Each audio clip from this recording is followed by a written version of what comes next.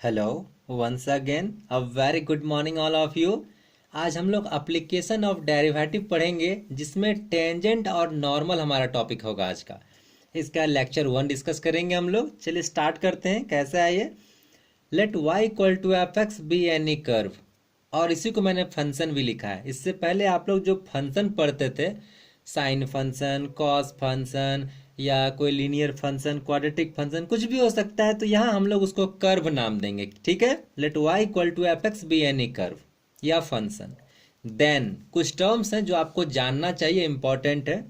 dy by d x मतलब y का differentiation with respect to x, f dash x भी वही है, represents slope of the tangent. इस टेंजेंट का स्लोप, ठीक है, को क्या कैसे रिप्रेजेंट करेंगे? D y by d x. मतलब यदि आपने डिफ्रेंशिएट कर लिया y के x के रिस्पेक्ट में y को, मतलब आपने उसका स्लोप निकाल लिया। एफ डैश एक्स निकाल लिया मतलब आपने उसका स्लोप निकाल लिया। ठीक है, of given curve at any point, और जो भी पॉइंट गिवन रहेगा उस पॉइंट को पुट कर देना है, आपका स्लोप निकल जाएगा। दूसरी बात, d y by d x represent rate of change of y with respect to x. इसको ये भी पढ़ते हैं, ये rate of change of y with respect to x. ये नोटेशन है, पढ़ते हैं इसको ऐसा। ठीक है, कभी कभार जरूरत आ सकती है, वैसे फिलहाल अभी आपको जरूरत नहीं पड़ेगी। ठीक है, चलिए ये आपको जरूरत पड़ती जब आप रेट मेजर पढ़ते हो। ठीक है, खैर चलिए, नोटेशन था आपको जानना इसलिए मैंने बता दिया। नाउ चलिए गिवन फिगर, आपको पहले फिगर से क्लियर कराऊं। मैंने सबसे पहले एक एक्स एक्सिस और वाई एक्सिस ड्रॉ कर लिया, और एक कर्व अपने मन से रैंडमली जैसा मन किया मैंने एक बनाया। मैंने एक कर्व यहाँ से ऐसे ये कर्व बनाया, देखिए ऐसे एक कर्व मैंने यहाँ से यहाँ बना लिया। ठीक है, एरो भी लगा दिया, y equal to f x curve का नाम दिया। आप टेंजेंट जानते हो, आप 10th क्लास से ही पढ़ते आ रहे हो, 9th क्लास में पढ़ते आ रहे हो। टेंजेंट क्या होता है? इसको हिंदी में स्पर्श रेखा बोलते हैं। टेंजेंट क्या होता है? किसी भी कर्व या सर्कल का से जस्ट कोई एक ऐसा लाइन या रेखा जो उस कर्व या सर्कल को किसी एक पॉइंट पे टच करके पार हो जाए। ठीक है, सिर्फ उसको स्पर्श करके पार हो जाए। ठीक है, सिर्फ एक बिंदु पे, तो उसको कहते हैं, वो हम लोग टेंजेंट या स्पर्श रेखा है। तो यहाँ देखिए एम एन एक लाइन मैंने ऐसा ड्रॉ किया है जो इस कर्व एफ एक्स को पी पॉइंट पे जस्ट टच करके पार कर रहा है। ठीक है, इसको बस टच कर रहा है और पार कर गया, तो ये टेंजेंट है। ये मैंने यहाँ ड्रॉ किया, आप कहीं भी कर सकते हो रैंडमली, कोई प्रॉब्लम नहीं। ठीक है, आप किसी भी क्वाड्रेंट में कर सकते हो। अच्छा, तो टेंजेंट तो आपने समझ लिया। टेंजेंट क्या है? Any line just touching a curve at any point is called the tangent. Okay, now अब नॉर्मल क्या होता है ये भी जानिए। जिस पॉइंट पे टच करता है वो टेंजेंट, उस पॉइंट पे आप एक परपेंडिकुलर ड्रॉ कर लो। ठीक है, वही होगा normal.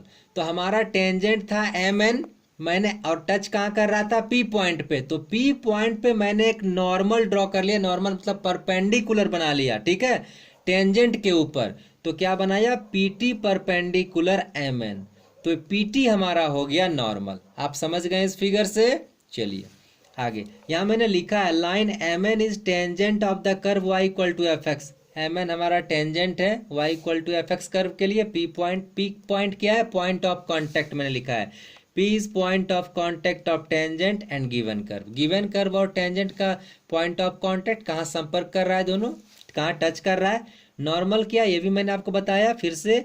It is perpendicular, perpendicular sign है, on tangent at point of contact p। क्या बताया? ये परपेंडिकुलर है टेंजेंट के ऊपर, कहाँ? पॉइंट ऑफ कांटेक्ट पे। ठीक है, किसके लिए? गिवन कर y equal to f x के लिए। अब चलिए कुछ और इंपॉर्टेंट पॉइंट्स हैं आपके लिए। dy by d x equal to tan theta भी कहते हैं, इसको मैंने जस्ट बताया। स्लोप कहते हैं। स्ट्रेट लाइन जब आप पढ़ोगे तो देखोगे tan theta equal to m भी नोटेशन देते हैं। dy बाई डी एक्स, सारे एक ही चीज है। dy बाई डी एक्स मतलब tan theta is equal to m. ठीक है, सारे को हम लोग स्लोप बोलते हैं। ठीक है, नोटेशन है ये। अच्छा, यहाँ थीटा क्या है? किसका स्लोप है? Slope of tangent. आप स्लोप ऑफ कर्व निकाल रहे हो, इसका मतलब आप कर्व का जो टेंजेंट है उसका स्लोप निकाल रहे हो। ठीक है, ये थीटा क्या है? Theta is the inclination which is angle made by tangent with x axis anti clockwise. Anti clockwise मतलब पॉजिटिव डायरेक्शन। आइए इस फिगर में डिस्कस करें। सपोज मैंने ये एक टेंजेंट बनाया, तो देखिए यहाँ ये जो एंगल बनेगा एक्स एक्सिस के साथ, ठीक है, उसका नाम है थीटा। अच्छा, और कैसा, किस डायरेक्शन में? Anti clockwise. देखिए मैंने एरो दिया है इस टाइप से, एरो मतलब वो एंटी क्लॉकवाइज, घड़ी के उल्टी दिशा में। इस दिशा को पॉजिटिव डायरेक्शन भी कहते हैं, ठीक है। तो एंटी क्लॉकवाइज जो भी एंगल बनता है एक्स एक्सिस के साथ किसी टेंजेंट के लिए, वही हमारा इंक्लाइनेशन होता है, ठीक है। तो इंक्लाइनेशन हो गया। अच्छा, और एक पॉइंट है, इफ, हाँ ये इंपॉर्टेंट है आपके लिए, if tangent is parallel to X axis. क्या लिखा है? Tangent is parallel to X axis. जब tangent parallel to X axis होगा, इसका मतलब थीटा इक्वल टू 0 डिग्री होगा। थीटा मतलब इंक्लाइनेशन, अभी जस्ट बताया इंक्लाइनेशन क्या होता है, एक्स एक्सिस और टेंजेंट के द्वारा बनाया गया एंगल। जैसे एक्स एक्सिस और ये टेंजेंट के द्वारा बनाया गया एंगल, वही है थीटा, ठीक है। तो मैंने कहा यदि हमारा टेंजेंट पैरेलल होगा एक्स एक्सिस का, ऐसे लाइन होगा एक्स एक्सिस का पैरेलल, तब आपका थीटा क्या हो जाएगा? 0 डिग्री, या पाई भी बोल सकते हो, लेकिन 0 डिग्री कंसीडर कीजिए, ठीक है, 0 डिग्री। तो उस कंडीशन में क्या होगा, और ये थीटा, टेन थीटा के लिए dy/dx equal to tan 0 degree, और टेन 0 डिग्री का वैल्यू 0। इसका मतलब स्लोप 0 हो जाएगा, ठीक है। जब आपका टेंजेंट पैरेलल होगा एक्स एक्सिस का, तो आपका स्लोप क्या होगा? 0 हो जाएगा। समझ में आई बात? आपका ऑब्जेक्टिव में बहुत पूछा जाता है, ये आपको दे देगा कि tangent parallel to X axis, तो then which option is correct? dy/dx equal to 0 कहीं रहेगा, dx/dy इक्वल टू 0 कहीं रहेगा, नन ऑफ दिस, कुछ भी इस टाइप करा सकता है। बहुत इंपॉर्टेंट, और क्वेश्चन सॉल्यूशन में भी इंपॉर्टेंट है, ठीक है। तो आप क्या बताया? पैरेलल टू एक्स एक्सिस में dy/dx इक्वल टू 0, क्यों? थीटा का वैल्यू 0 था, इसीलिए। जब आप एक्स एक्सिस का पैरेलल निकाल सकते हैं, तो वाई एक्सिस के लिए भी आपसे पूछा जा सकता है। चलिए वाई एक्सिस का देखें। If tangent is parallel to y axis, जब वो वाई एक्सिस का पैरेलल होगा, ये वाई एक्सिस तो पैरेलल तो ऐसा ही बनेगा ना, ठीक है। तो वाई एक्सिस का पैरेलल कहने का मतलब एक्स एक्सिस का परपेंडिकुलर। कोई चीज वाई एक्सिस ये है आपका, इसका पैरेलल ड्रॉ करोगे तो वो इस एक्स एक्सिस के लिए परपेंडिकुलर हो जाएगा, होगा। तो उस कंडीशन में थीटा हो जाएगा 90 डिग्री, ठीक है। If tangent is parallel to y axis, that is theta equal to 90 degree. तो क्या होगा? dy/dx इक्वल टू 1090, और 1090 का मतलब इन्फिनिटी आपको पता है। इन्फिनिटी को हम लोग लिख सकते हैं 1/0। ये सारी बातें डिस्कस की हुई है पहले, ठीक है। यहाँ मैंने बताया 1/0 इक्वल टू इन्फिनिटी, लेकिन 0/0 नॉट इक्वल टू इन्फिनिटी, ठीक है। खैर तो यहाँ से ही हम लोग को देखना, ये तो आपका नॉलेज के लिए बताया। मतलब dy/dx इक्वल टू 1/0, ठीक है। तो एक काम कीजिए, हम लोग इन्फिनिटी किसी का वैल्यू नहीं लिखना पसंद करते हैं, ठीक है, इन्फिनिटी, क्योंकि वो अनडिफाइंड हो जाता है। तो अच्छा यहाँ dx/dy यदि मैं कर लूँ तो क्या हो जाएगा? यहाँ ये y कर दिया, ये dx/dy, ठीक है, इसको y बना लीजिए। ये क्या लिखा? इसे मैंने पलट दिया, चेंज कर दिया। यहाँ dy/dx इक्वल टू 1/0, आप इसका उल्टा कर लीजिए, ठीक है। तो यहाँ हो जाएगा dx/dy, यहाँ हो जाएगा 0/1 होगा। तो 0/1 का वैल्यू 0, मतलब dx/dy इक्वल टू 0, ठीक है। तो इससे ये और एक बात मैं आपको समझाना चाहता हूँ। क्वेश्चन में आपका रहता है tangent is parallel to y axis, then slope equal to, option में रहेगा आपका, हो सकता है 0 डिग्री, ठीक है, स्लोप इक्वल टू कुछ भी ऑप्शन में रह सकता है, हो सकता है आपका 0 दे दे, 1 दे दे, अनडिफाइंड। तो बता दूं आपको, स्लोप अनडिफाइंड होता है, ठीक है। जब पैरेलल टू वाई एक्सिस, जब टेंजेंट आपका पैरेलल टू वाई एक्सिस हो, तो आपका स्लोप अनडिफाइंड, देखिए यहाँ इन्फिनिटी आया है, ठीक है। लेकिन dx/dy स्लोप नहीं है, ध्यान दीजिएगा।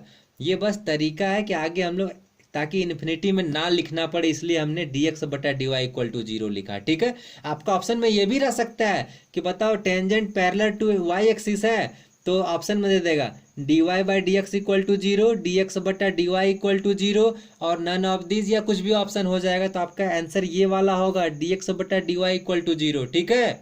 समझ में आया बात? हाँ, यदि dy/dx इक्वल टू अनडिफाइंड लिखेगा या नॉट एग्जिस्ट लिखेगा, तब वो करेक्ट होगा। किसके लिए? जब पैरेलल टू वाई एक्सिस होगा, ध्यान दीजिएगा। ये सब क्यों हो रहा है? क्योंकि थीटा 90 डिग्री हो रहा है, इसीलिए, ठीक है। चलिए आखिरी है इसका, स्लोप ऑफ नॉर्मल। आपको नॉर्मल बताया गया, नॉर्मल क्या होता है? नॉर्मल होता है परपेंडिकुलर इस टेंजेंट के ऊपर, ये PT। तो इसका तरीका यहाँ से आइए, slope of normal equal to -1/m, और m का वैल्यू क्या है? dy/dx। तो -1/m, इस m का वैल्यू आपको बताया गया है, m यही है आपका dy/dx। तो यहाँ रखिए m के जगह पर dy/dx का वैल्यू, तो क्या हो जाएगा, ये x वाला ऊपर चला जाएगा, y नीचे ही रह जाएगा, -dx/dy। ठीक है, तो स्लोप ऑफ नॉर्मल क्या हुआ, -dx/dy। ये सारा इंपॉर्टेंट है, आपको जरूरत पड़ेंगे क्वेश्चन को सॉल्व करने में, इसलिए जस्ट आज मैंने आपको बेसिक चीज़ बताया। इन सारी चीज़ों की आपको ज़रूरत पड़ेगी, आप सब चीज़ को अपने अच्छा से समझ के इसको अच्छे से सीख लीजिए, स्मरण में रखिएगा, सारे चीज़ आपको ज़रूरत पड़ेंगे क्वेश्चन को सॉल्व करने में। ठीक है, आई थिंक मैंने जितनी बातें आज आपको समझाई वो आपको समझ में आई होगी। आप सारे इस वीडियो को 2 बार 3 बार ध्यान से देखिए और कोशिश कीजिए सारी चीज़ों को समझने की। कुछ एक्स्ट्रा चीज़ है नहीं, ईजी सारी चीज़ है ये, आप समझिए इसको। ठीक है, और कहीं भी किसी लाइन में दिक्कत होता है कि यहाँ मुझे समझ में नहीं आ रहा है, तो आप वहाँ कमेंट कीजिए, मैं कोशिश करूँगा कि आपकी उस समस्याओं का समाधान किया जा सके। ठीक है, और आपको यदि वीडियो से फ़ायदा मिलता है, बेनिफिट होती है, तो आप इसे प्लीज़ लाइक करें, सब्सक्राइब करें, शेयर करें। Thank you, have a nice day.